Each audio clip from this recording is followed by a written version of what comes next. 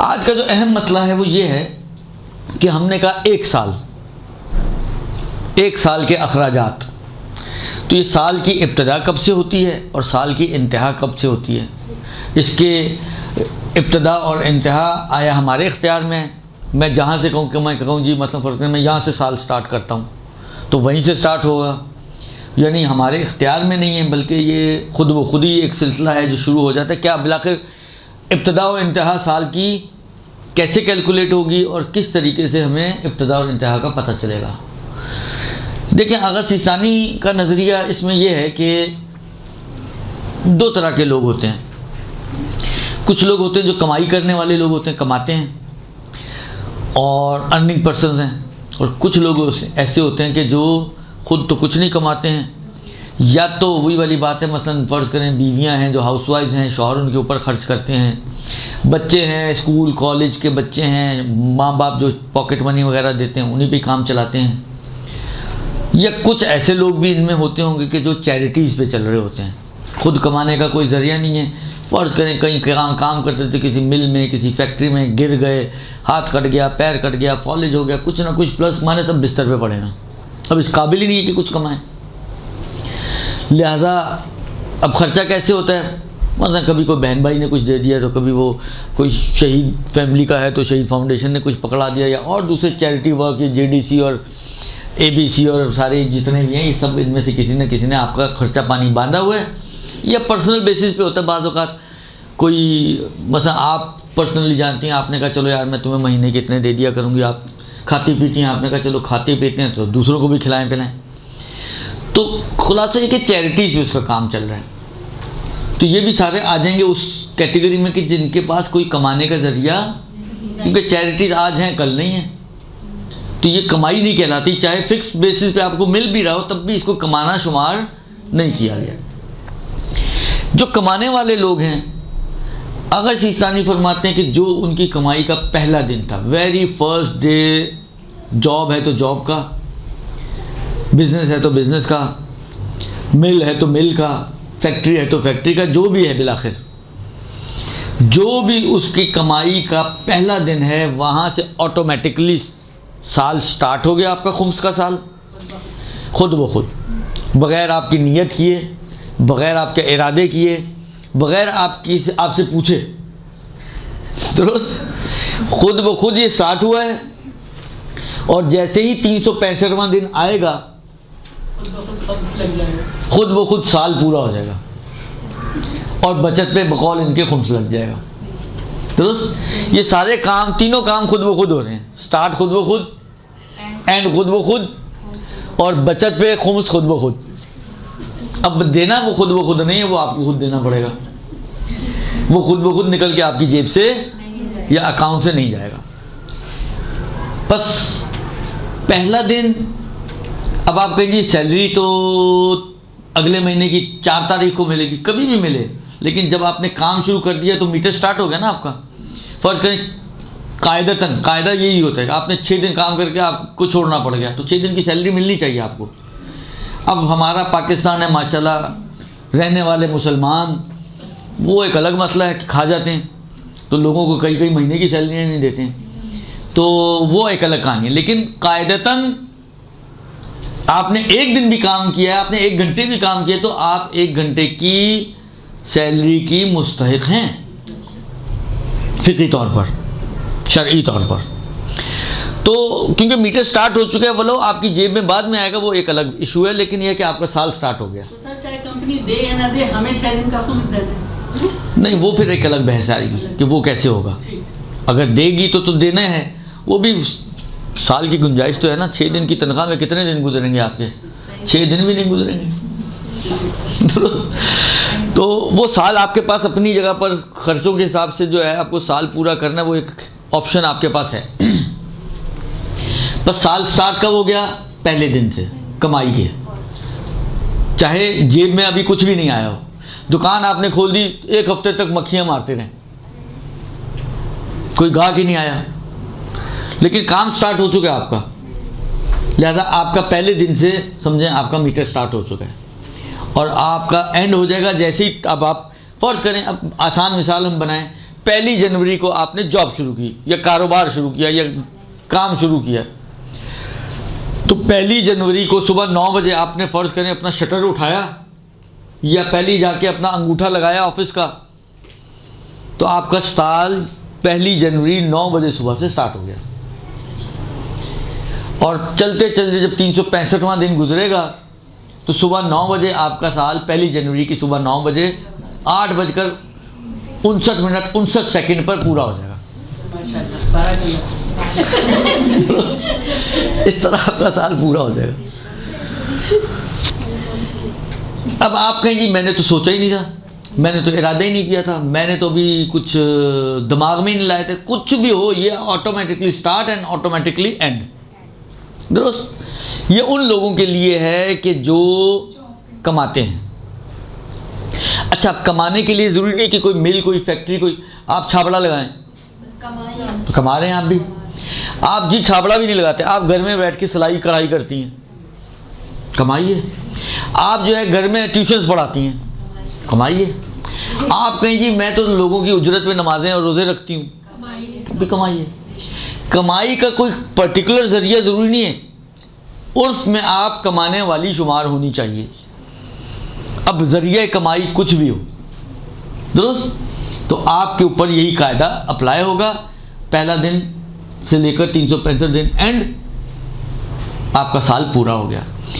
अब आगा सीसानी के हिसाब से ये आपका पूरा साल है, खुमसी साल कहलाता है ये खुमसी साल। एक दिन पहले भी अगर आपके हाथ में कोई अमाउंट आई है तो एक दिन बाद, क्योंकि आपका खुमसी साल पूरा हो रहा है, लिहाजा इसका भी गोया साल पूरा हो गया। क्योंकि आगा सीसानी के हिसाब से खुमसी साल में जो आया और जो गया उसको प्लस माइनस कर दें, खुमसी साल के एंड पर जो बच गया उसका खुम्स आपको देना है। जिस तरह हमारे टैक्स में भी जो गवर्नमेंट लेती है टैक्स जबरी, उसमें भी ऐसा ही है कि वो आपका फ़र्ज़ करें कि 30 जून जो है आपका आखिरी दिन है। 1 जुलाई से, मतलब पिछले साल की 1 जुलाई से इस साल 30 जून पे आपका साल क्लोज़ होगा। तो वो 2 दिन पहले भी अगर आपकी कोई इनकम आपके अकाउंट में आई हुई है तो वो काउंट हो जाएगी। आप नहीं कहेंगे यार इस पर तो अभी साल कहाँ गुजरा है, ये तो अभी तो परसों आई है। वो कहेगा जी टैक्स ईयर पूरा हो गया। तो समझे खुम्स ईयर भी टैक्स ईयर की तरह है। एक दिन पहले भी अगर आपके हाथ में चीज़ आई है तो आगा सिस्तानी कहेंगे जी खुम्स ईयर पूरा हो गया। लिहाजा आपके ऊपर अगर वो बच गया है, फ़र्ज़ करें अभी मौका ही नहीं मिला कि उसमें से कुछ इस्तेमाल करें आप, तो वो आपको खुम्स देना पड़ेगा। क्लियर जी? ये कमाई वाले लोगों के लिए। सर याद ना हो महीना या दिन, भाई देखें उसमें फिर एहतियात ये है कि जो आपको याद आ रहा है, फ़र्ज़ करें आपको लग रहा है पता नहीं 15 जनवरी थी या 25 जनवरी थी, तो आप 1 जनवरी पे लें। पीछे लाने में तो कोई मुश्किल नहीं है। वो बाद में मैं अर्ज़ करूँगा कि अगर चेंज करना तो क्या किया जाए। अब चलते हैं हम उन लोगों की तरफ कि जो शायद इस मजमे की अक्सरियत हो, हाउसवाइफ या वो बच्चियाँ और बच्चे के जो खुद नहीं कमाते हैं। वैसे आजकल तो लत सबको ही लगी हुई है, ऑनलाइन जो है वो कोई कमा रहा है तो कोई जो है वो बच्चियों को जो है वो अपने खर्चे पूरे करने के लिए ट्यूशन पढ़ा रही हैं, और ये वो बिलाखिर तो अब थोड़ी सी वबा फैल चुकी है। हालांकि जिन तक ये वबा नहीं पहुंची और जो अभी भी कमाने वाली शुमार नहीं होती, अब चाहे चैरिटी वाली हों, चाहे हाउसवाइफ हों, चाहे बच्चे बच्चियां हों, कोई भी हो, बिलाखिर उनके लिए कानून यह है कि जो चीज़ जिस दिन जिस वक्त मिलेगी उस वक्त से उसके ऊपर 365 दिन गुजरने चाहिए। ये हर चीज़ का अलग अलग साल समझें। फ़र्ज़ करें ये 1 जनवरी को सुबह 9 बजे मुझे मिली गिफ्ट, इत्तेफाक से पढ़ी ही नहीं गई, तो 1 जनवरी सुबह 9 बजने में 1 सेकंड तक समझें इसका साल चल रहा है, नहीं पढ़ी गई तो अगले साल खुम्स आ गई। ये 9 जनवरी के बाद 10 जनवरी को मिला तो इसका 10 जनवरी पे ख़त्म होगा। ये 25 को मिला तो 25 पे ख़त्म होगा। अब ये ना समझे कि सारी चीज़ें मुझे गिफ्ट मिली हुई हैं। ये जो है वो फ़र्ज़ करें मार्च में मिला तो मार्च पे ख़त्म होगा इसका साल। तो हर चीज़ का साल उस चीज़ के मिलने की डेट और टाइम से लेकर 365 दिन अगर मैं आपके अरबी ज़ौक़ के मुताबिक कहूँ तो ताबीर यह है कि लिकुल्ले रिबहिन सनातुन, हर नफ़े का अलग अलग साल, हर नफ़े का अलग अलग साल। लिकुल्ले रिबहिन, रिब नफ़े को कहते हैं, कुल यानी सब, हर नफ़ा, सनातुन उसका अपना साल है। दुरुस्त, हर नफ़े का अपना साल। सर ये बहुत अच्छा सीख लिया है बारे में। कुछ और भी शायद सीख ही लेंगे आहिस्ता आहिस्ता। तो हर साल का हर नफ़े का अपना अपना साल। तो आपका हर चीज़ अपना अपना साल रखती है।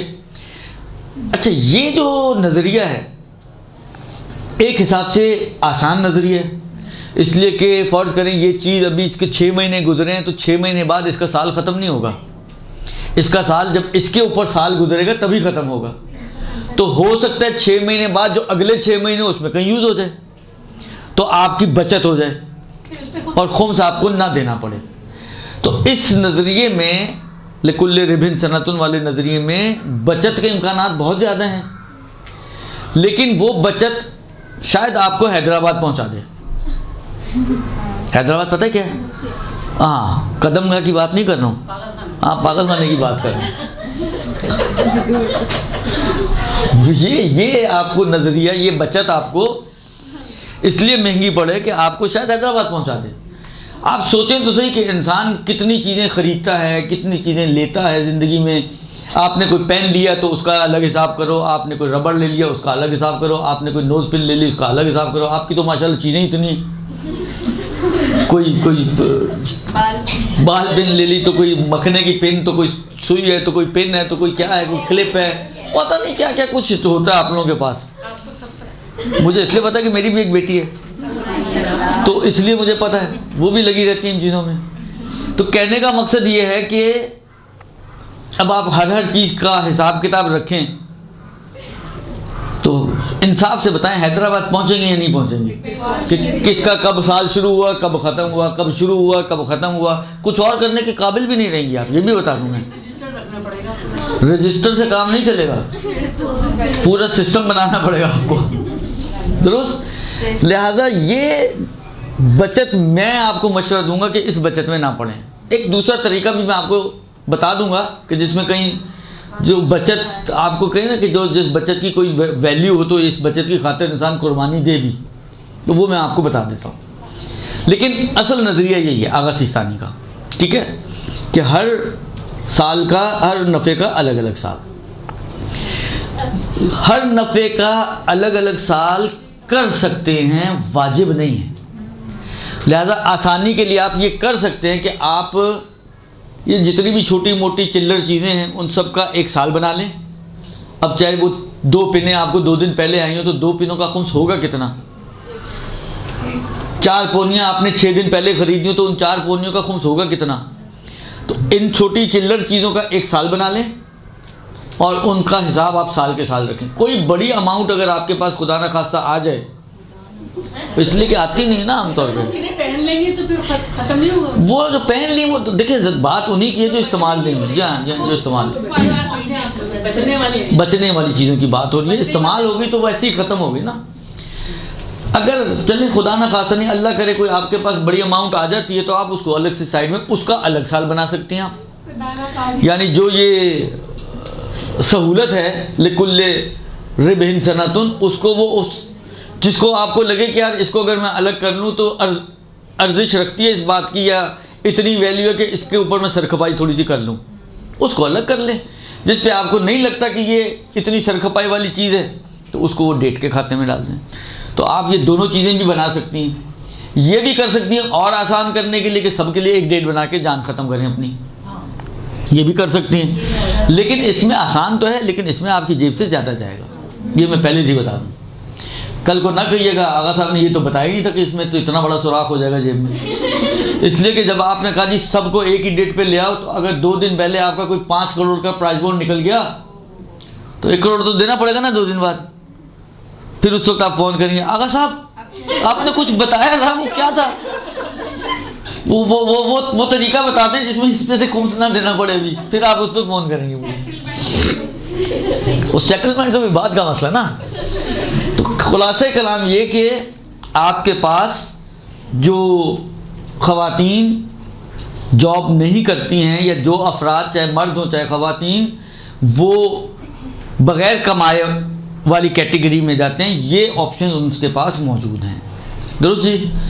ये हो गए दो ग्रोह, कमाने वाला ग्रोह, ना कमाने वाला ग्रोह। एक मसला खुद तौज़ी में भी दिया हुआ आगा ने, और वो ये कि वो अहले मिंबर कि जो जिनकी दरामद मिंबर से होती है, जो अल्लामा हजरात हैं या जो ज़ाकिरीन हजरात हैं या जो उलमा हजरात हैं कि जो जिनका ज़रिए मुआश या ज़रिए आमदनी, मुआश नहीं, ज़रिए आमदनी मिंबर है।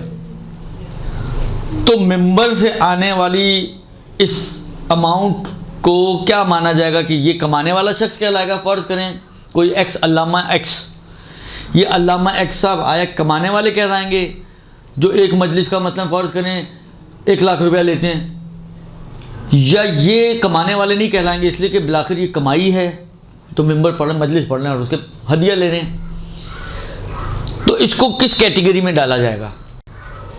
कमाने वाले, बिलाखिर कुछ तो इसका भी बनेगा ना कि इसका हिसाब किताब भी तो करना ही है ना।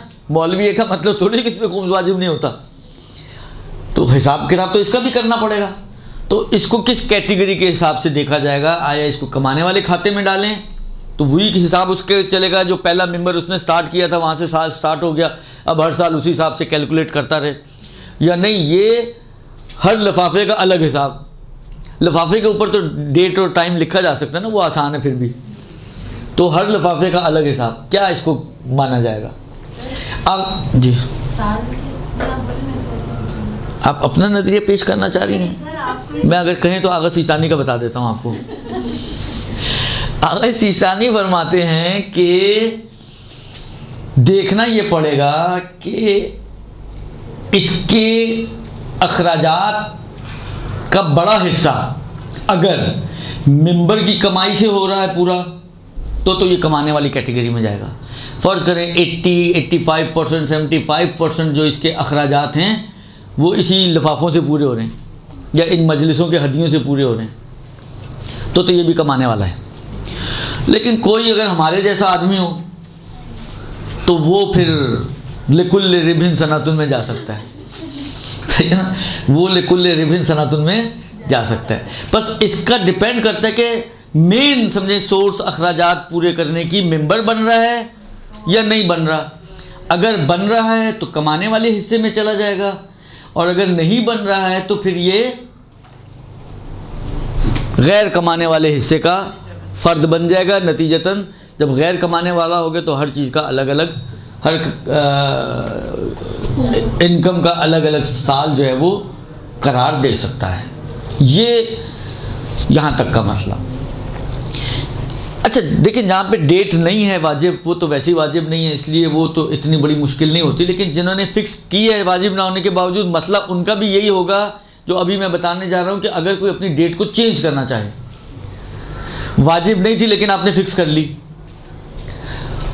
ऑप्शन तो था ही ना आसानी के लिए, आपने कहा इन झंझटों में कौन। देखिए बाज़ लोगों का अकीदा बहुत प्यारा होता है, ये मैं आपको इसलिए बता रहा हूँ ताकि आप भी खुश अकीदा बने, सही है। देखिए बचत तो ठीक है, 4 पैसे आपने बचा भी लिए, लेकिन जिस सूरत में अगर बचत नहीं कर रही हैं आप, तो ये सोचें कि ये पैसा जाता कहाँ है, किसकी जेब में जा रहा है। आधा सहम इमाम तो इमाम की जेब में, और आधा सहम सादात तो सादात की जेब में। सादात भी फ़कीर फ़ुकरा होते हैं जिनको दिया जाता है, तो आप एक आले रसूल की किफ़ालत कर रही हैं गोया, और इमाम वाला भी बिलाखिर दीन इलाही पर और दीन रसूल पर ख़र्च होता है, तो दीन की तबलीग का एक ज़रिया बन रहा है वो माल। तो तो बहुत अच्छे अहदाफ में ख़र्च हो रहा है ना, तो थोड़ा ज़्यादा चला भी जाए तो क्या फ़र्क पड़ता है। बाद लोग कहते हैं यार इमाम ही की जेब में जाना ना, उन्हीं का तो खाते हैं सब कुछ, जब उन्हीं का खाते हैं तो उनको देने में इतनी तकलीफ़ और तकल्लुफ़ किस बात का कि इंसान 1-1 रुपये का हिसाब किताब करके 1 रुपया ज़्यादा ना। अच्छा बाद लोग माशाल्लाह बड़े कैलकुलेटेड हिसाब का, जब खूब भी बेचते हैं ना, तो अगर फ़र्ज़ करें, मैं छोटी सी मिसाल दे रहा हूँ, ये बड़ी भी हो जाती है, लेकिन छोटी सी मिसाल में अगर 539 रुपये बने हैं ना, तो वो 540 नहीं बेचते। वो 4 सिक्के डाल के 5 का एक सिक्का और 4 रुपये के सिक्के या 2 रुपये के 2 सिक्के पूरे 539 रुपये ही बेचेंगे। अब मुझे नहीं मालूम, 2 चीज़ें हो सकती हैं इसमें, या तो बाज के जहन में शायद ये कि जितना वाजिब है उतना ही देना हो, तो ज़्यादा नहीं देना, दे ही नहीं सकते। ये इसलिए मैं कह रहा हूँ कि बाज पूछते हैं कि अगर ज़्यादा दे दें कोई मसला तो नहीं है। इससे अंदाज़ा होता है कि उन लोगों के जहनों में शायद कोई ऐसी गलतफहमी फैली हुई है, पैदा हुई है कि ज़्यादा नहीं देना चाहिए। मतलब फ़र्ज़ करें नमाज कितनी मगरिब की वाजिब है आप पर? 4 पढ़ सकती हैं? नहीं पढ़ सकती ना। वो उसको नमाज की तरह समझते हैं कि भाई जब वाजिब हुआ है आपके ऊपर 539 रुपये, तो मैं 40 कैसे दे दूँ? 40वां तो वाजिब ही नहीं हुआ। लेकिन 40वां देना हराम भी नहीं है। 550 दे दे। एक बात, मैं आप तो 11 रुपये बढ़ा दिया आपने।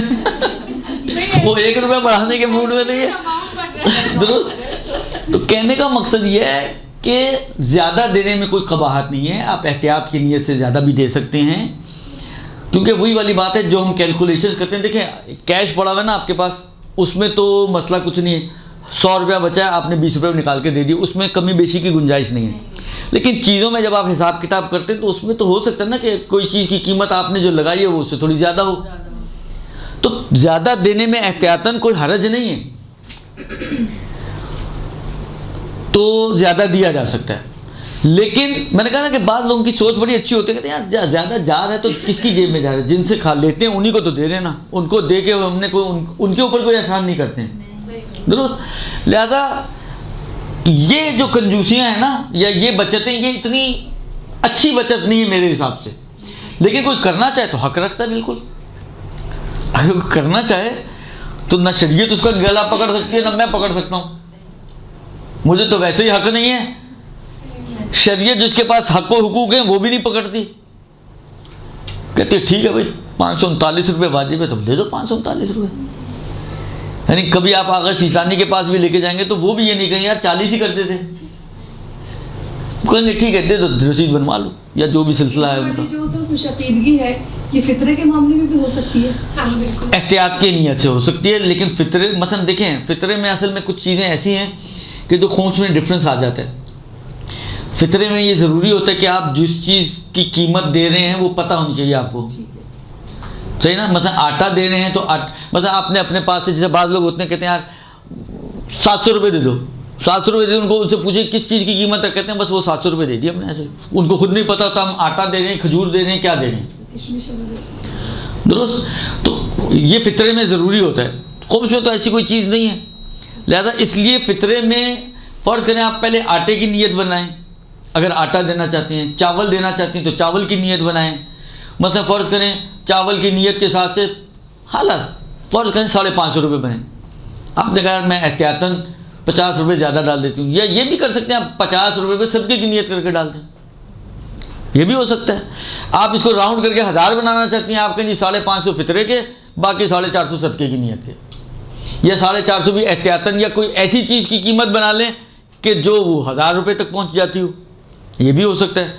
चावल अच्छे वाले भी आते हैं, ज़रूरी तो नहीं कि हम 125 रुपये किलो वाले चावल का हिसाब करें, 250 रुपये किलो भी आते हैं, आप 250 किलो वाले हिसाब बनाएं तो खुद ही 750 रुपये बन जाएंगे। तो ये प्लस माइनसेस, आप वही वाली बात है, आपको आती होंगी तो आप करेंगी ना, तो पहले मरहले पे खुद सीखें, उसके बाद फिर ये काम करें। दुरुस्त। बस ज़्यादा देने में कोई मुश्किल नहीं है। बात कहाँ से चली थी हमारी? डेट को चेंज करना है। हाँ, डेट चेंज करने की बात हमारी ये चल रही थी, लेकिन उसमें हम यहाँ कहाँ गए। खैर, डेट अगर चेंज करनी हो तो क्या तरीका इसका? देखिए, बाज़ लोग जज्बाती होते हैं बहुत, वो जज्बातियत में आके एक डेट बना तो लेते हैं, लेकिन उस डेट पर खुद परेशान होते हैं कि आगा ये तो मतलब आपने कहा जी मैं शब कदर में दूंगी, आपने किसी से सुन लिया 1000 महीनों से बेहतर,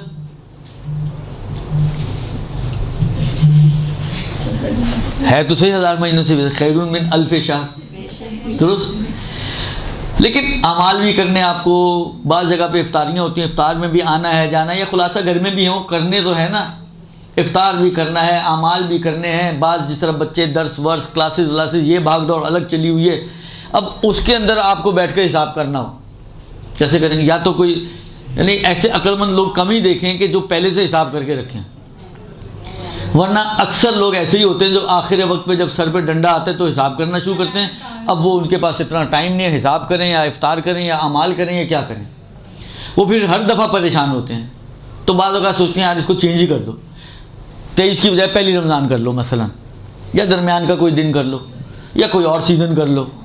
तो ये बाज़ औक़ात इंसान सोचता है, या बाज़ औक़ात तनख्वाहों की, मतलब आपने जो अपने हिसाब से तो जो पहला जॉब का दिन था वो बना तो लिया, लेकिन बाज़ औक़ात होता ही है कि वो पहली को आपने ज्वाइन किया, तनख्वाह आती है 5 तारीख को, या 5 दिन पहले आ रही है, आपने 5 दिन बाद का बनाया है तो 5 दिन पहले हर महीने की तनख्वाह आती है, तो आखिरी महीने की भी 5 दिन पहले आती है। वो 5 दिन पहले आए तनख्वाह में से आप अगर खुम्स निकाल देते हैं तो आपके खर्चे पूरे नहीं हो पाते हैं। तो इंसान फंस जाता है बाज़ औक़ात, और वो ये चाहता है कि मैं इसको थोड़ा सा टाइम को चेंज कर लूँ, डेट चेंज कर लूँ। तो इसका तरीका क्या है? पहला तो सवाल लोग पूछते हैं डेट चेंज कर सकते हैं? बिल्कुल कर सकते हैं, कोई इशू नहीं है। दूसरा तरीका ये कि कैसे चेंज करें, ये अहम है। देखिए फ़र्ज़ करें मैंने बनाया है 1 जनवरी से मेरा साल शुरू होता है और जाता है 31 दिसंबर तक, फ़र्ज़ करें दुरुस्त। अब मुझे 31 दिसंबर को चेंज करना, इसलिए कि फ़र्ज़ करें न्यू ईयर नाइट होती है और मैं घूमने फिरने का बड़ा शौकीन हूँ और मैं कहीं ना कहीं घूमने निकला हुआ होता हूँ, कभी शहर में हुआ ही नहीं, तो परेशानी आ जाती है मसलन। अब चेंज करूँ, एक तरीका ये है कि आप कहेंगे जी मैं आमतौर पे 10 दिन के लिए जाता हूँ, मैं आने के बाद 5 जनवरी कर लेता हूँ, 15 जनवरी कर लेता हूँ, यानी आप डेट को आगे ले जाएँ। ये गलत है। क्यों? इसलिए कि आपका साल तो ख़त्म हो चुका है, आपके लिए आगे जाना, असल तसर्रुफ़ करना उस माल में जायज़ नहीं हो जाएगा। ज़्यादा ये आगे लेके जाना ये गलत है। आप जो कर सकते हैं वो ये कर सकते हैं कि पीछे ले आएँ, यानी साल से पहले अपना हिसाब किताब, मतलब बजाय इसके कि आप 31 दिसंबर की आप कहें मैं 1 दिसंबर कर लेता हूँ, 1 दिसंबर तक जितना भी पीछे से चला रहे सब हिसाब पूरा A to Z plus minus करके खुम्स दे दें। अब यहाँ से आपका अगला साल शुरू करें, तो 1 दिसंबर से 1 दिसंबर, 1 दिसंबर से 1 दिसंबर आपका साल ऑटोमेटिकली फिर चेंज हो जाएगा। लेकिन 1 दिसंबर से पहले पहले जो कुछ भी आया है आपका, सब का आपको हिसाब किताब करना पड़ेगा। बात चीज़ों को ये सोचकर आप नहीं छोड़ सकते कि जी शायद हो सकता है 31 दिसंबर तक ख़त्म हो जाए, नहीं, फिर ये कहानी नहीं आएगी। बल्कि 1 दिसंबर पर समझे आपने लाइन ड्रॉ कर दी, और अब अपना पिछला सारा 1 जनवरी से लेकर 1 दिसंबर तक का सारा हिसाब जो आया जो गया सब प्लस माइनस करके जो बच रहा है उसका खुम्स दे दें। तो यहाँ से अब आपकी डेट 1 दिसंबर बन जाएगी। अब आगे जाना चाहते हैं, उसका तरीका यानी पीछे आते आते आगे जा सकते हैं, लेकिन डायरेक्टली आप 6 महीने आगे की छलांग मारें कहीं जी मैं इस साल 1.5 साल का एक साथ खुम्स अदा करूँगा, तो ये सही नहीं है।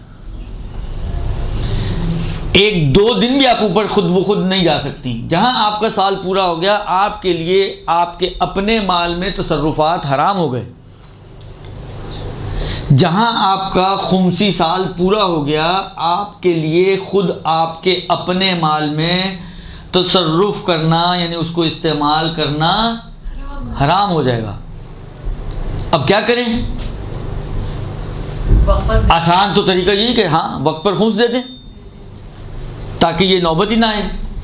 लेकिन बाज़ औक़ात हुई जो मैंने कहा, किसी ने हिसाब नहीं किया, किसी के पास पैसे नहीं है, कोई और परेशानी में मुब्तला हो गया, कोई ट्रैवलिंग पे निकल गया तो नहीं आ पाया वगैरह वगैरह। उसका तरीका ये है कि आप हाकिम शरअ से इजाज़त लें, वक्त लें, मोहलत लें, उसको अपनी पोजीशन बताएं कि भाई मैं यूँ फंसा हुआ हूँ, मैं मुझे आप 2 दिन की टाइम दे दें, मुझे 4 दिन का टाइम दे दें, जितना भी आपको चाहिए। मोहलत लेने के बाद हाकिम शरअ से फिर आपके लिए ये जायज़ हो जाएगा कि आप उन चीज़ों को इस्तेमाल करें। अगर आपने इजाज़त नहीं ली, इसकी वजह क्या है? इसकी वजह यह कि देखें जैसे ही साल पूरा हुआ ना, अब ये जो बचा हुआ पैसा है ये आपका अकेले का नहीं है, ये आपकी बन गई है पार्टनरशिप। 80% आपका माल, 20% इमाम का माल, फ़र्ज़ करें इमाम और सादात का। तो इसके अंदर समझे 3 पार्टनर बन गए या 2 पार्टनर बन गए। अगर हम सेम इमाम सेम सादात पूरा इमाम के लिए करार दे दें तो 2 पार्टनर हो गए, 80% के आप, 20% के इमाम। और अगर हम कहें कि जी सहम इमाम इमाम का, सहम सादात सादात का, ये दो अलग अलग पार्टनर, तो 3 पार्टनर हो गए। मुद्दा क्योंकि सहम सादात का इख्तियार है इमाम के हाथ में, तो इसलिए इजाज़त अगर आप हाकिम शरा से सिर्फ ले लें तो काफ़ी है, अलग से फ़ुक़रा के पास जाने की ज़रूरत नहीं है। तो जब भी पार्टनरशिप वाली चीज़ होती है ना, उसमें दोनों पार्टनर्स का इस्तेमाल करने के लिए राज़ी होना ज़रूरी है। जब पार्टनरशिप अलग अलग, देखिए एक मरतबा ये फ़र्ज़ करें ये प्लॉट है, मैंने और आपने मिलकर लिया, हमने पहले से ही तय किया कि जी ये आधा उधर का आपका है, ये आप ख़रीद रही हैं, और ये आधा इधर का मैं ख़रीद रहा हूँ। यानी ख़रीदते वक्त ही ये तय है कि वो समझे राइट हाफ आपका और लेफ़्ट हाफ मेरा। तो आप अपने माल में तसर्रुफ़ करने में मेरी इजाज़त की मोहताज नहीं है, मैं अपने माल में तसर्रुफ़ करने में आपकी इजाज़त का मोहताज नहीं हूँ। लेकिन बग़ैर तय किए हमने ले लिया, हमने पार्टनरशिप में ये प्लॉट ले लिया। अब इसकी जिस इंच पर आप उंगली रखेंगे ना, उस हर इंच में दोनों पार्टनर हैं अपने अपने रेशो से। 50-50 है तो 50-50, जिस तरह उसमें 20-80 है तो 20-80, जो भी रेशो है, जिस इंच पे उंगली रखेंगी दोनों पार्टनर हैं। जब दोनों पार्टनर हैं तो दोनों की रजामंदी होना ज़रूरी है इस्तेमाल करने में, क्योंकि यहाँ पर हिस्से अलग अलग नहीं हुए। खुम्स ऐसा ही है, ऐसी पार्टनरशिप है दूसरी वाली कि हर सिक्के पे समझे दोनों का हक है। 1 रुपये में से 80 पैसे आपके और 20 पैसे इमाम के, हर रुपए के अंदर ये शिरकत मौजूद है। तो आप जब शिरकत आ गई, पार्टनरशिप बन गई, तो कोई भी शरीक दूसरे की रजामंदी के बगैर उस माल को इस्तेमाल, और वो 20% की जो अमाउंट है वो अलग से निकाल के रख दी जाए। निकालने से भी कोई फ़र्क नहीं पड़ती, अपनी मर्जी से आप अलग कैसे करेंगे, कैलकुलेट करके सर। इजाज़त के बगैर ये काम नहीं हो सकता। नहीं खर्च नहीं कर रहे, जैसे फॉर एग्जांपल अलग कर भी दिया तब भी अलग करने से खुम्स नहीं बनती। खुम्स उस वक्त बनती है जब ये मुज्तहिद या उसके वकील के हाथ में पहुंचे। अमाउंट कैलकुलेट कर ली जी, कर ली, ठीक है सर। अब वो कैलकुलेटेड अमाउंट हमें साइड में रख दिया आपने। हाँ, साइड पे नहीं रख दी, मतलब नहीं। वो ये नियत है कि मतलब अकाउंट होल्डर है, अगर अकाउंट में रखी हुई है बदले की नियत है। तो अब वो अब फॉर एग्जांपल 31 दिसंबर है, तो अगर हमने 5 जनवरी तक हुआ कुछ ऐसा नहीं, जब तक हमने ट्रांसफ़र की, अवेलेबिलिटी नहीं थी जिनको देनी थी, जो भी था, उस सूरत में 5 दिन इस्तेमाल नहीं कर सकती वो पैसे, वो पूरा पैसा जितना आपकी बचत थी, जिसके अंदर पार्टनरशिप है। देखिए बचत फ़र्ज़ करें आपने उसमें वो भी चीज़ें, वो कैश भी शामिल है, प्लस आपके घर की राशन भी शामिल है, प्लस आपके घर के गिफ्ट्स वगैरह भी शामिल हैं। इन सब को आपने कैलकुलेट करके आपने कहा जी टोटल कैश और ये गुड्स मिलाकर हो गए से 50,000 रुपये। तो आपने कहा जी 10,000 खुम्स है, तो कैश आपका फ़र्ज़ करें 40,000 था, तो आपने कहा जी 40,000 में से 10,000 खुम्स हो गए। सिर्फ ये अपने जहन में सोचने प्लस माइनस करने से कुछ नहीं होता। आप इन चीज़ों को भी इस्तेमाल नहीं कर सकती जब तक के इजाज़त ना लें या खुम्स ना पहुँचाएँ। 2 में से एक काम आपको करना पड़ेगा। अच्छा सर, पहले दे सकते हैं कि 1 आध हफ्ते पहले दे देंगे, हम मसरूफ़ होने वाले हैं, कोई काम है? देखिए पहले देंगी तो फिर वही आपकी डेट पीछे आ जाएगी, वरना आप डेट वही रखना चाहती हैं और पहले देना चाहती हैं, तो वो 1 हफ्ते का जो आप पहले दिए वो 1 हफ्ते बाद वाला भी हिसाब आपको फिर उस डेट पे करना पड़ेगा। यानी जो डेट फिक्स है उसी पे हाथ देना में पहुंचना चाहिए। जी हाँ, जी हाँ, जी हाँ, दुरुस्त। तो ये आपको खुम्स के हवाले से डेट चेंज करने का मसला